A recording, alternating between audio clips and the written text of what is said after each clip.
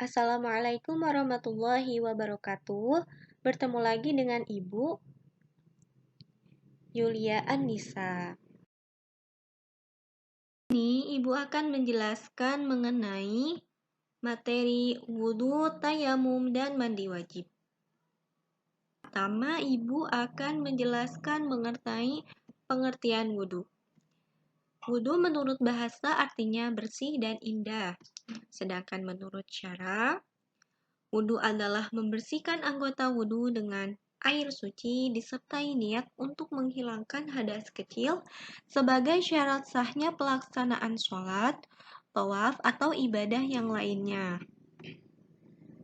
Selanjutnya Ibu akan menjelaskan dasar hukum wudhu. Dasar hukum wudhu terdapat dalam surat Al-Maidah ayat 6. Ya ayyuhalladzina amanu, wahai orang-orang yang beriman, iza kumtum ila sholati, apabila kamu hendak melaksanakan sholat, faghsilu, maka basuhlah wujuhakum, wajahmu, wa aydiyakum, dan tanganmu, ilal marafiqi, sampai ke siku.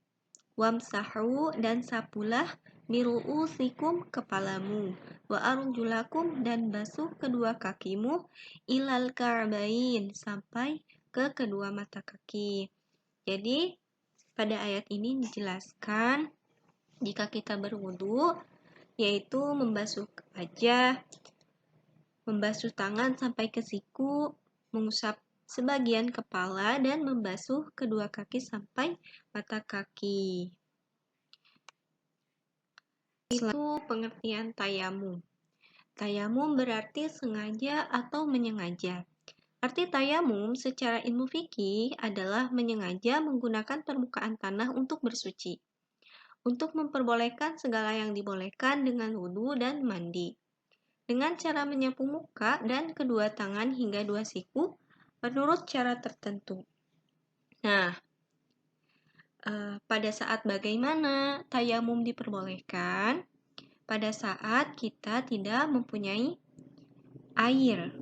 Contohnya, saat kekeringan, susah air di mana-mana, maka diperbolehkan tayamum. Selanjutnya, pada saat kita sakit yang bagaimana? Sakit yang tidak diperbolehkan terkena air. Nah, misalnya jika sakit tersebut terkena air, maka sakitnya akan semakin parah dan memunculkan kemadharatan yang lebih. Maka itu diperbolehkan bertayamum.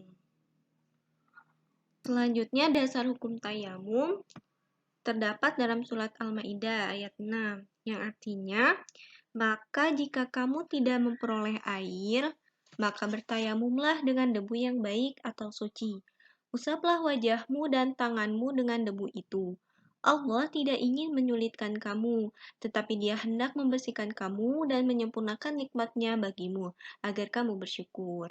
Nah, jelas pada ayat ini, Allah memberikan kemudahan kepada seorang yang tidak memperoleh air, maka diperbolehkan untuk bertayamum. Selanjutnya yaitu pembatalan wudhu dan tayamum. Nah, beberapa hal yang membatalkan wudhu. Yang pertama, apabila keluar sesuatu dari kubul dan dubur. Contohnya seperti apa? Seperti buang air kecil, buang air besar, atau keluarnya angin. Nah, yang kedua, hilang kesadaran. Contohnya seperti tidur. Tapi, jika tidurnya duduk dan duburnya itu tetap di tempatnya, tidurnya itu tidak berubah posisi, maka wudhunya itu tidak batal. Kecuali jika tidurnya itu terlentang, maka wudhunya itu batal. Nah, selanjutnya yaitu memegang kemaluan. Nah, yang keempat yaitu murtad. Apa itu murtad? Keluar dari agama Islam. Nah, selanjutnya yaitu beberapa hal yang membatalkan tayamum. Yang pertama, segala sesuatu yang membatalkan wudhu juga membatalkan tayamum. Nah, tadi yang sudah dijelaskan oleh Ibu, yang 4 itu membatalkan wudhu juga membatalkan tayamum. Yang kedua, karena telah mendapatkan air, atau karena sudah tidak ada lagi halangan yang menghalanginya untuk memakai air. Yang ketiga, murtad, yaitu orang yang keluar dari agama Islam. Selanjutnya, tata cara berwudu. Nah, ini dia gambarnya. Nah, yang pertama, membasuh tangan sampai pergelangan. Itu merupakan termasuk sunnah wudu. Yang kedua, berkumur-kumur. Yang ketiga, membasuh hidung. Yang keempat, membasuh wajah. Nah, sambil berniat di dalam hati. Bagaimana niatnya? Nawaitul wudu'a li raf'il hadatsil asghari fardhan lillahi ta'ala. Aku berniat wudu untuk menghilangkan hadas kecil fardu karena Allah Ta'ala. Nah, yang kelima yaitu membasuh tangan sampai ke siku. Dua-duanya. Yang keenam, mengusap sebagian rambut kepala. Mengusap sebagian kepala. Yang ketujuh, membasuh telinga. Yang kedelapan, membasuh kaki sampai dua mata kaki. Selanjutnya tata cara tayamum. Nah, yang pertama, jika telah mendapatkan tanah suci berdebu, menghadaplah ke kiblat.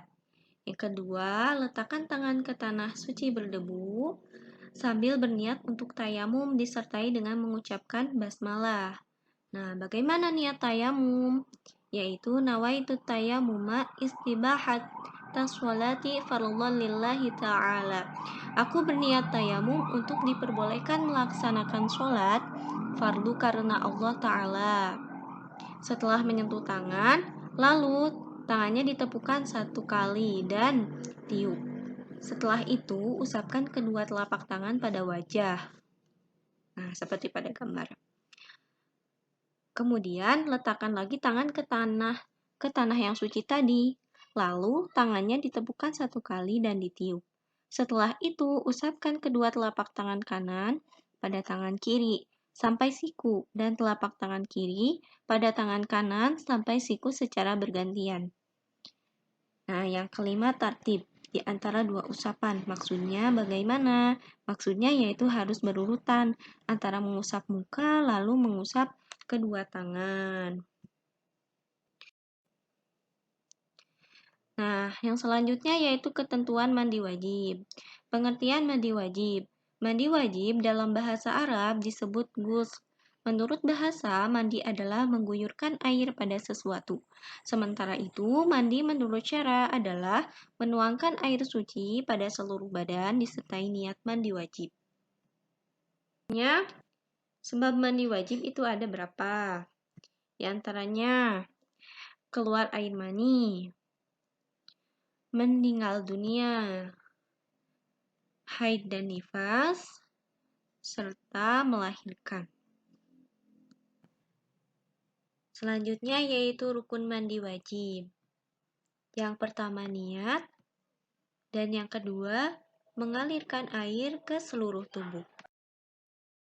Tata cara mandi wajib. Nah, tata cara mandi wajib dalam sebuah hadis dari Aisyah radhiyallahu anhu yang menceritakan karena Rasulullah SAW mandi adalah Rasulullah suka mandi dari 4 macam, yaitu dari jinabat, hari Jumat, lantaran diambil darah, dan lantaran memandikan mayat.